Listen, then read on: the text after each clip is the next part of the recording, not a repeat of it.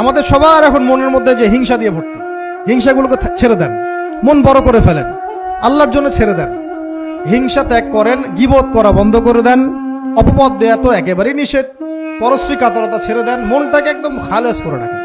একদম সাহাবী সম্পর্কে নবীজি বলছেন, এই যে এখন যে সাহাবী ঢুকবে মসজিদে ও জান্নাতি, সবাই আগ্রহ নিয়ে বসে আছে, কে এসে ঢুকলেন জান্নাতি, পরের দিনও সেম কথা, এখন যে ঢুকবে সে জান্নাতি। সেম সাহাবী ঢুকলেন, পরের দিনও সেম কথা, এখন যে ঢুকবে সে জান্নাতি।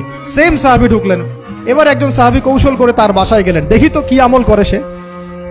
তো দেখলেন তো রাত্রেবেলা তাহাজ্জুদে উঠতেছে না, এশার নামাজ পড়ে ঘুমায় গেছে, ফজরের নামাজে উঠলো। 3 দিন থাকলেন, 3 দিন সেম সেম।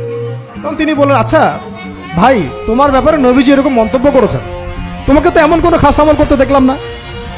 তো তিনি বলছেন, আচ্ছা একটা বিষয় হতে পারে, আমি অত বেশি আমল হয়তো করি না, কিন্তু আমি যখন ঘুমাতে যাই আমি সবাইকে মাফ করে দিয়ে ঘুমাই।